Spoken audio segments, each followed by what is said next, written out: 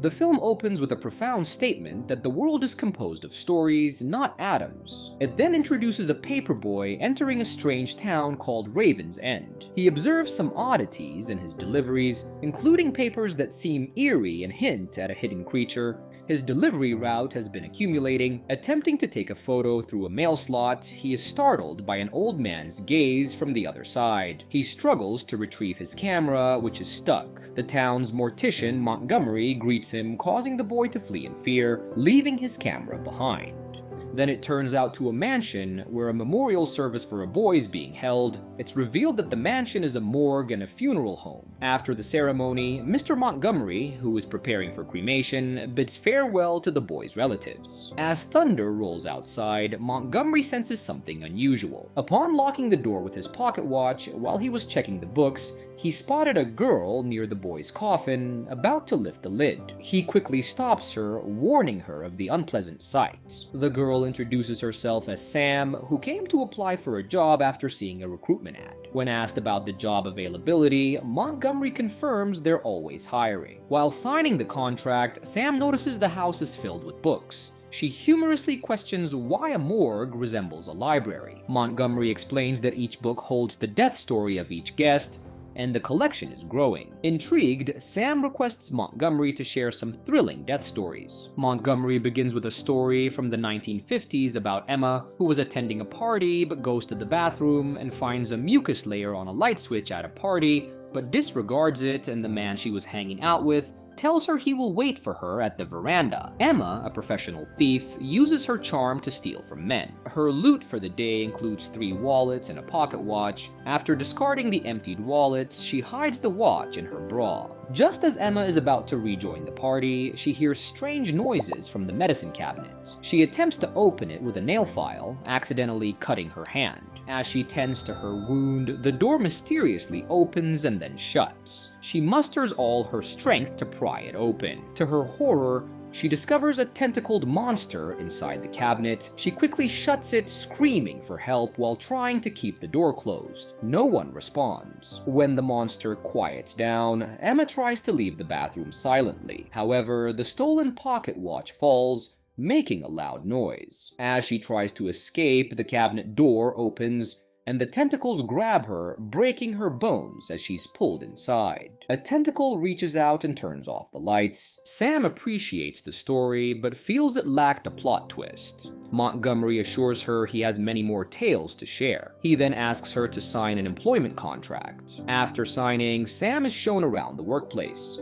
She notices an old photograph of Montgomery in the hallway and inquires about his age. Montgomery, unable to recall, moves on to narrate the second story. In the 1960s, a man named Jake sets up a campus booth under the guise of advocating for women's empowerment. He promotes body freedom, distributes family planning tools, and invites women to dinner parties with the underlying intention of dating them. Jake, along with his fraternity friends Todd and Connor, believe they're doing a service by persuading naive women to be with them. When Connor approaches an attractive girl, Sandra, offering her a condom, Jake interrupts and sends Connor away. Sandra observes that Jake doesn't resemble a freshman, to which he admits he isn't. Before rejoining his friends, Jake invites Sandra to their fraternity party, to which she responds non-committally. As Sandra heads to class, she passes a billboard displaying photos of missing male students. Later that day, Jake is pleased to see Sandra join the party. They waste no time and head straight to Jake's room. Sandra expresses concern about the recent disappearances of male students, but Jake dismisses it. As they engage in intimate activities, Sandra surprises Jake by revealing a condom,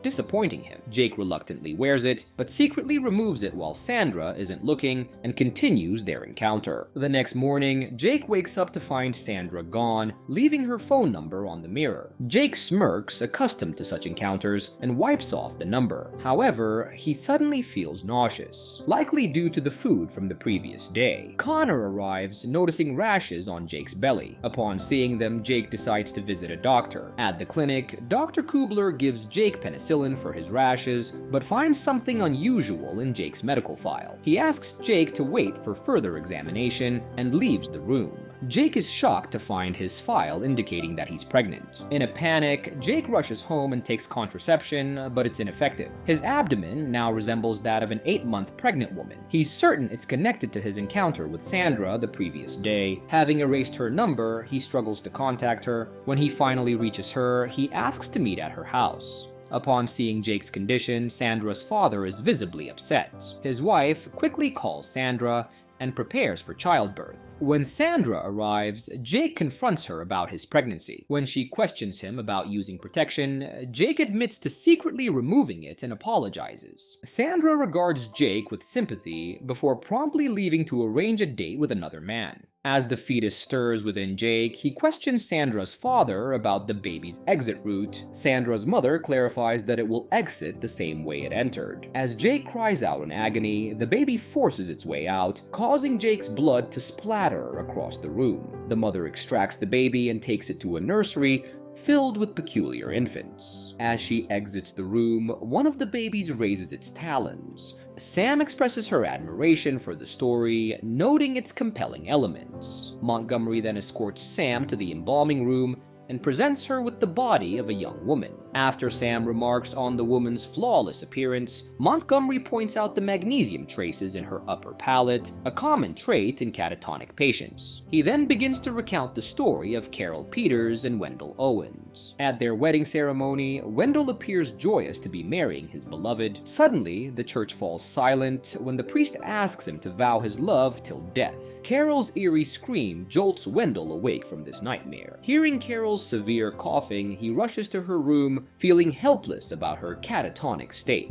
One evening, returning from the grocery store, Wendell encounters Mrs. Avery, who notices his groceries and boasts about her recent cruise meals. As she waits for the elevator, she mentions her newfound freedom since her husband's passing. When the elevator arrives, Wendell opts for the stairs instead. At home, Wendell prepares a meal for Carol, blending everything for easy digestion. When Dr. Kubler visits to examine Carol, he assures Wendell that her condition seems stable. When Wendell inquires about Carol's remaining lifespan, Dr. Kubler estimates about a year. Wendell expresses concern about the financial strain of her continued care. Kubler gives him potent pain medication, subtly suggesting that an overdose could be fatal and untraceable. That night, Wendell arranges a candlelit dinner with Carol, presenting her with an Arctic hare figurine. He pleads for a sign of her presence, but she remains unresponsive. In frustration, Wendell slams his hand on the table, quickly apologizing. He then dissolves the pills from Dr. Kubler into Carol's food and feeds her. In a surprising turn of events, Carol firmly grasps Wendell's arm, indicating some responsiveness. Wendell hastily removes her restraints and induces vomiting. His relief is short-lived,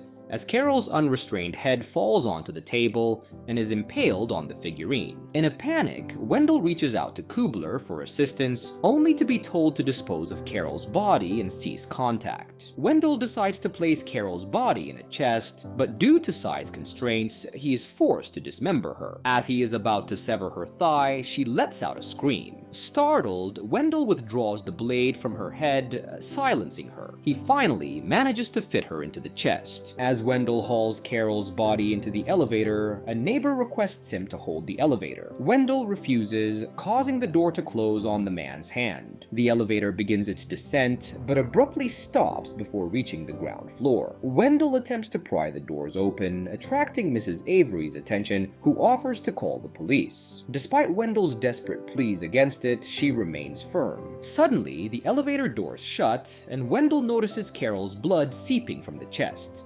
Feeling utterly lost, he tries to escape through the hatch but slips. Unexpectedly, the chest unlatches itself. As Wendell cautiously approaches to open it, the elevator begins a rapid descent. Overwhelmed with fear, he peers out the small window, envisioning a life where he and Carol are blissfully together. Wendell is horrified when his wife's decaying body emerges from the chest and compels him to kiss her. When the police arrive and open the elevator, they find Wendell on the floor, endlessly repeating his wedding vows. Montgomery discloses to Sam that Wendell lost his sanity and was committed to Kirksdale Mental Asylum. As they descend to the basement, Sam comments on the predictability of Montgomery's stories, noting their common theme of individuals suffering severe consequences for their wrongdoings. Montgomery concurs, stating that no wicked act goes unpunished. As Montgomery prepares to push a boy's coffin into the cremation chamber, Sam intervenes. She confesses that she didn't come for a job, but to see the boy, Logan, whose death she feels responsible for. She pleads with Montgomery to let her see Logan one last time, and he consents. Now, it's Sam's turn to narrate a story, the story of Logan's demise. Sam, who is Logan's babysitter, is watching a horror film called The Babysitter Murders while Logan is asleep. When she steps into the kitchen, she notices a message on the answering machine. The message is from Dr. Kubler and his wife, informing Sam that they'll be home late and instructing her to ensure Logan is asleep. After confirming Logan is asleep, Sam turns on the radio and starts preparing her own meal. Meanwhile, a news report interrupts the movie, announcing a riot at the local asylum and advising everyone to secure their homes due to potential inmate escapes. Soon after, Sam steps outside to dispose of the trash, oblivious to the broken window near the door. Upon re-entering, she notices a man with a head injury in the living room. She rushes to the kitchen to arm herself. As she grabs a cleaver, the man appears behind her, startling her into dropping it. Seeing his confusion, Sam tries to clean his wound. Suddenly, the phone rings, agitating the man. The answering machine picks up and Logan's mother's voice instructs Sam to secure the doors due to a child-targeting psychopath on the loose. Spotting Logan's toy, Sam forces the man's hand into the meat grinder. As she attempts to strike him with the meat pounder, he retaliates with a kick, knocking her down. He slowly extracts his injured hand from the grinder as Sam regains her composure. She attempts to stab him, but he deflects the blade with a chopping board. The disoriented man moves to the living room, yelling into the phone. Sam pursues him, leaping onto his back, while Logan's mother is still on the call. As she attempts to strangle him, he manages to throw Sam onto the floor. He then heads to Logan's room, but the boy is missing. Hearing his screams, Sam rushes to Logan's room, grabbing a fire poker as they engage in another fight. The man once again overpowers her, knocking her to the floor and repeatedly punching her. As the Kublers arrive, the man continues his search for Logan. However, the locked chain on the door prevents the boy's parents from entering. After failing to locate Logan, the man turns to Sam and begins to strangle her, but halts when she insists he's not a murderer. When the man rises and declares it's over, Sam pushes him down the stairs. As he regains consciousness, Sam drops a TV on his head, ending his life. When the Kublers finally enter the house, they identify the deceased man as the babysitter. The news discloses that the escapee is a woman named Charlotte Gibbons, also known as the Boggy Bay Tooth Fairy. Logan's mother is in a state of panic when she can't find him anywhere. Their terror escalates when they discover Logan's remains in the oven. When Montgomery questions Charlotte's presence at the mortuary, she extracts a tooth from Logan's remains, stating it's for her collection. To prevent Montgomery from sharing her story, Charlotte stabs him. However, Montgomery merely laughs as embalming fluid seeps from his wound, frightening Charlotte into fleeing. Upon reaching the door, she finds herself back inside the house. She runs again, making her way to the library with Montgomery in calm pursuit. When he catches up, he confesses that he was once in her position, believing he could evade the repercussions of his actions. Montgomery's cane thump causes several books to tumble from the shelves. He remarks that Charlotte would be astonished to discover how many of the library's stories are about her. Suddenly, numerous spirits of children emerge from the pages, causing Charlotte to shriek in agony as they attack her. Following Charlotte's death, a spirit picks up a tooth from the floor and wears it. After reassembling Charlotte's body, Montgomery departs the house. He steps outside, feeling a sense of relief, but abruptly disintegrates into dust.